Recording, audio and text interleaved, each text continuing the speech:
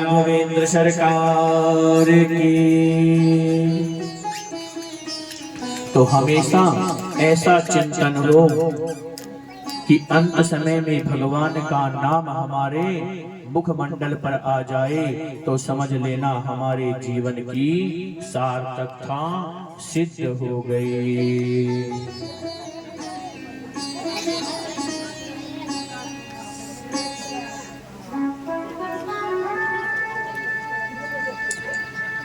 हो राजा राम राम राम राजा राम राम राम राजा राम राम राम राजा राम राम राम राजा राम राम राम राजा राम राम राम राजा राम राम राम राजा राम राम राम सीता राम राम राम सीता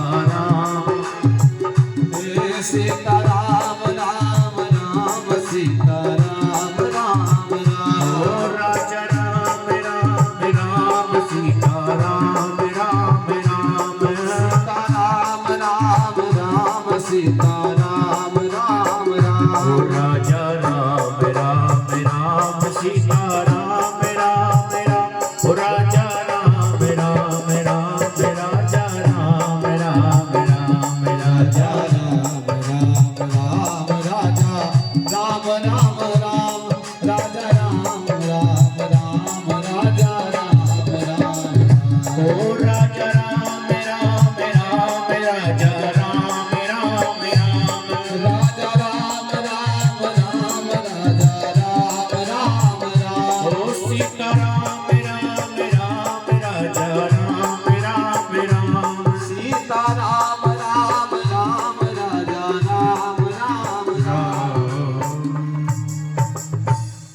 तो यहाँ पे महाराज दशरथ का जीना भी सार्थक हो गया और राजा दशरथ का मरना भी सिद्ध हो गया।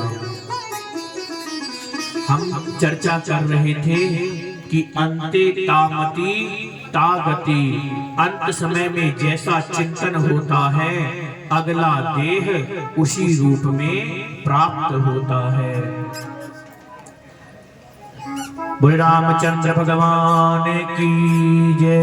भैयाओं हाथ जोड़ के निवेदन करेंगे आप सब लोग शांति के साथ कथा का श्रवण करें। बच्चों को इधर उधर जब ये घूमते हैं आप वहां से कोई रिएक्शन करते हैं तो हमारा भी ध्यान फिर इधर उधर होने लगता है, इसलिए प्रेम से भगवान की कथा में ही ध्यान दीजिए। महाराज दशरथ जी चर्चा कर रहे थे कि अंते तामति तागति, अंत समय में जैसी बुद्धि होती है उसी प्रकार का अगला देह प्राप्त होता है। एक अजामिल नाम का ब्राह्मण था, बड़ा दुष्ट आत्मा था, बड़ा पापाचारी था, लेकिन संतों के आशीर्वाद से उसने अपने पुत्र का नाम नारायण रख लिया और दिन भर अपने पुत्र को बुलाता था, अपने पुत्र से बड़ा स्नेह करता था, दिन भर उसका चिंतन करता था। उसके पाप के आचरण के कारण उसको जब यम के दूत लेने आए तो उन्होंने अपने पुत्र को बुला रहा था, हे पुत्र, लेकिन पुत्र तो नहीं आया, लेकिन उस पुत्र की जगह उस परमात्मा ने उसकी आवाज को सुन लिया और आवाज को सुनते ही वो दौड़ा चला आया। तो किसी ने कहा महाराज ये तो दुष्ट था, इसने तो बड़े पाप किए हैं, तो परमात्मा इसके चिंतन में क्यों आए? बोले कि कोई तो दुष्ट नहीं होता, कोई पापी नहीं होता और कोई पुण्यात्मा नहीं होता। भगवान के प्रति जो जैसी श्रद्धा रखता है, जो जैसी अपनी बुद्धि रखता है, परमात्मा उसी रूप में उसके सामने आ जाता है। तो उसने अंत समय में अपने बेटे को बुला रहा था, हे नारायण, हे नारायण, हे नारायण, पर उस नारायण ने तो नहीं सुना, पर वैकुंठ में बैठे हुए उस परब्रह्म नारायण ने उसकी आवाज को सुन लिया। और महाराज अपने गरुड़ को छोड़कर दौड़कर अजामिल की भगवान ने रक्षा की है। आज कहते हैं राजा दशरथ का मरना भी सिद्ध हो गया और उसका जीवन भी सिद्ध हो गया। कल हमने राजा दशरथ की सविधि से क्रियाओं की सुनी कि 13 दिन तक श्राद्ध कर्म महाराज भरत जी ने किया। देखिए, एक निवेदन करें, जब अंत्येष्टि क्रियाएं होती हैं तो अंत्येष्टि क्रिया में 13 दिन तक हमारे घर में सूतक लगा रहता है।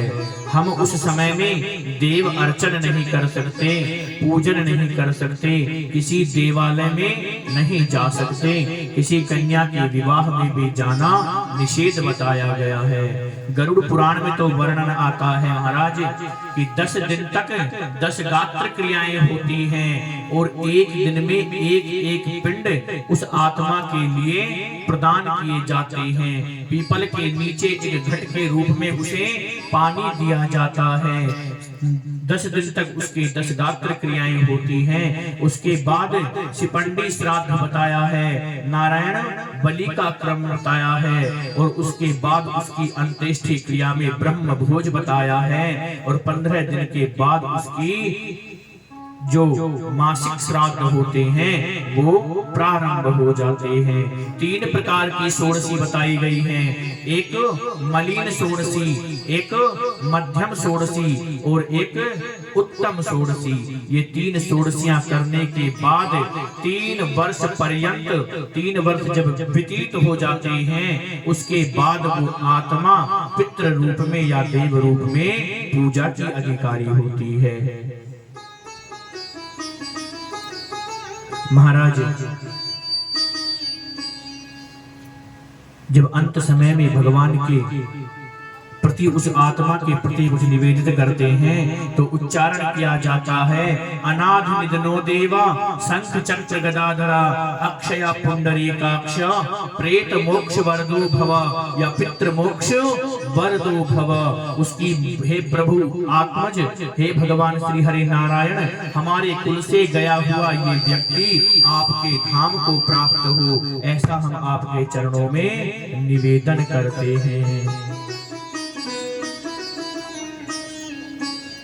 और महाराज दशरथ की सारी विधि करने के बाद भरत जी महाराज कहते हैं, गुरु वशिष्ठ कहते हैं, हे भरत बेटा, हानि लाभ जीवन मरण जस अपजस ये सब परमात्मा के हाथ में होता है, व्यक्ति के हाथ में कुछ नहीं होता। किस काम को करने से लाभ होगा, किस काम को छोड़ने से हानि हो जाएगी, किस काम से हमें सम्मान मिलेगा, किस कार्य से हमारी बेइज्जती हो जाएगी और कब बच्चा जन्म लेगा, कब वो मृत्यु के प्राप्त होगा, ये परमात्मा के हाथ में है, इंसान के हाथ में नहीं है। परमात्मा भरत जी महाराज कहते हैं, गुरुदेव पिता की मृत्यु को तो मैं, पिता की देव गमन को तो मैं भूल सकता हूँ, पर मेरे राघव जी वन में निवास कर रहे हैं, मेरे कारण भगवान वन गए हैं। हृदय से लगा लिया वशिष्ठ जी ने, नहीं मेरे लाल तेरी वजह से नहीं गए। बोले हाँ, यदि इस केकई के गर्भ से ये दुष्ट भरत जन्म ही नहीं लेता तो महाराज आज मेरे प्रभु को वन नहीं जाना पड़ता।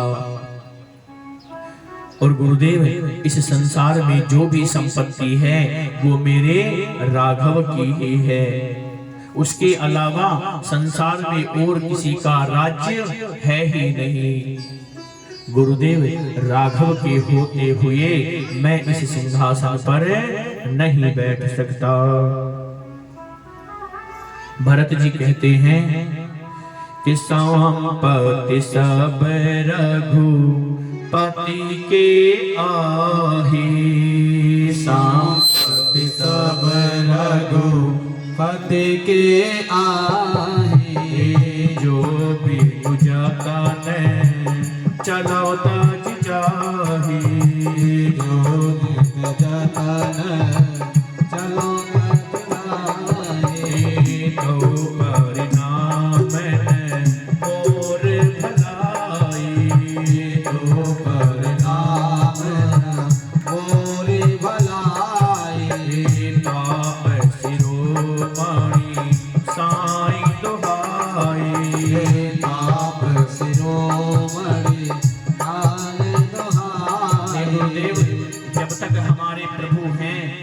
तक हम इस अवध के सिंहासन पर नहीं बैठ सकते।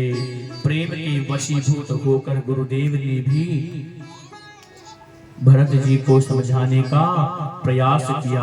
भरत जी कहते हैं नहीं, एक बार मुझे अपने भैया राम के दर्शन करने हैं। देखिए ये जो भरत चरित्र है ये बड़ा पावन चरित्र है। भरत का चरित्र हमें सिखाता है कि भाई के प्रति भाई का कैसा प्रेम होना चाहिए। महाराज एक बात का निवेदन करें, पिता की मृत्यु हो जाए और पुत्र को पता लग जाए कि तुम्हारे पिताजी इस धरा को छोड़कर चले गए हैं, तो बच्चा पुत्र एक बार अपना ढांढस बंधा लेता है, कोई बात नहीं।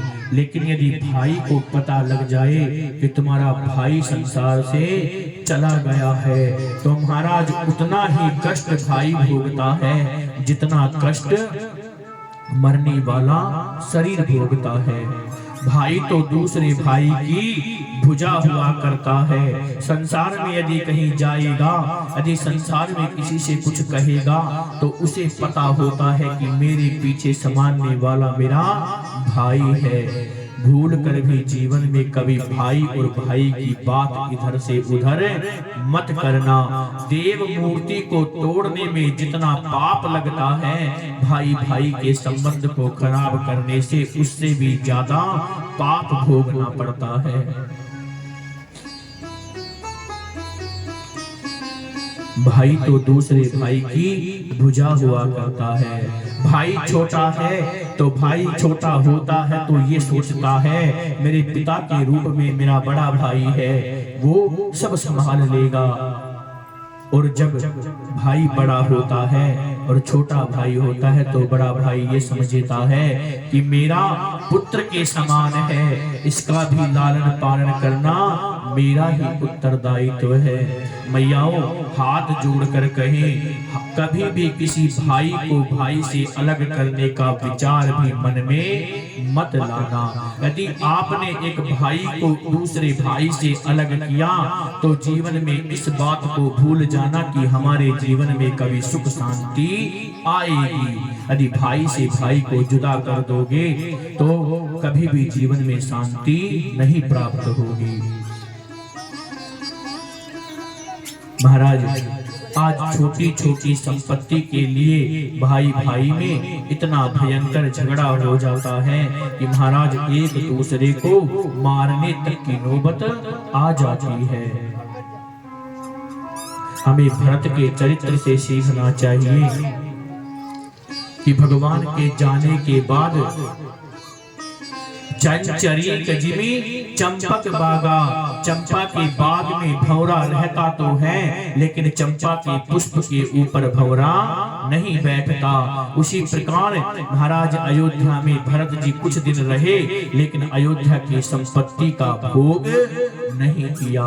मेरे राघव जीवन में है तो सुख भोगने का अधिकार मुझे नहीं है। और महाराज आज गुरुदेव को लेकर, तीनों मैयाओं को साथ में लेकर, जनक जी को साथ में लेकर और पूरी की पूरी अयोध्या को साथ में लेकर भरत जी अपने भाई भगवान श्री राघव जी को मनाने जा रहे हैं कि भरत चले हैं चित्रकूट रामा, राम को मनाने। भरत चले चित्रकूट रामा, राम को मनाने। भरत चले हैं चित्रकूट रामा, राम को मनाने। भरत चले चित्रकूट रामा, राम को मनाने। राम को मनाने, राम को मनाने। राम को मनाने भैया लक्ष्मण को मनाने। राम को मनाने भैया लखन को मनाने। राम को मनाने भैया लक्ष्मण